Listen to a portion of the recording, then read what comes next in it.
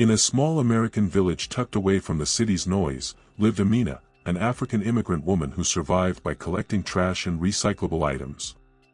Her weathered cart squeaked along the street as she rummaged through bins and alleys. Locals often ignored her or gave her odd stares, but Amina remained focused, sending what little she earned back home to her mother in Nigeria. One misty morning, while picking trash behind a diner, Amina heard a faint cry. She turned and gasped. A tiny, pale-skinned baby wrapped in a designer blanket lay beside a large black trash sack. Her heart pounded. Without a second thought, she dropped her bag and scooped the baby into her arms. Amina hurried to the nearest police station. At first, the officer on duty didn't take her seriously, but once he saw the baby and the high-end blanket tagged Bradley's of New York, the mood shifted. Officers sprang into action while Amina sat confused and worried, wondering if she'd done something wrong. The baby was identified immediately, Emma Bradley, the only child of Richard and Helena Bradley, a billionaire couple whose daughter had been abducted 3 days ago. The case had flooded national media, but Amina, who didn't own a television or phone, had no idea. The entire station turned into a frenzy of excitement and calls. The Bradleys arrived at the station, crying as they held their baby again.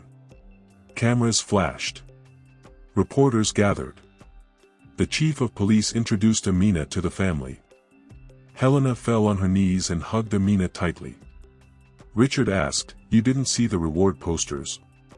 Amina shook her head.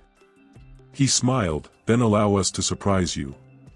In a press conference the next morning, the Bradleys publicly announced that Amina, the woman who found and saved their baby, would be given $1 million in gratitude. The crowd gasped. Amina stood still, stunned. Reporters swarmed her as she tried to process what had just happened. The money changed everything. But not Amina.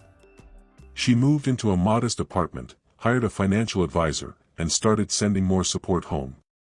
The same villagers who once avoided her now greeted her with smiles and respect. Her story became national news, labeled "From Trash to Treasure." Amina used part of the money to open a recycling center, providing jobs for others like her, people who had been discarded by society. She named it Emma's Hope after the baby who changed her life.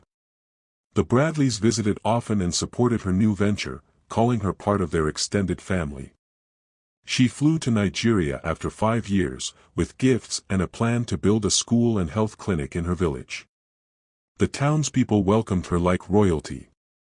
Her mother wept with joy.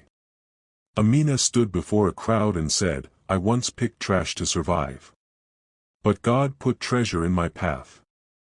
Years later, Amina became a motivational speaker, traveling the world to share her story. She reminded people that kindness, not wealth, defines true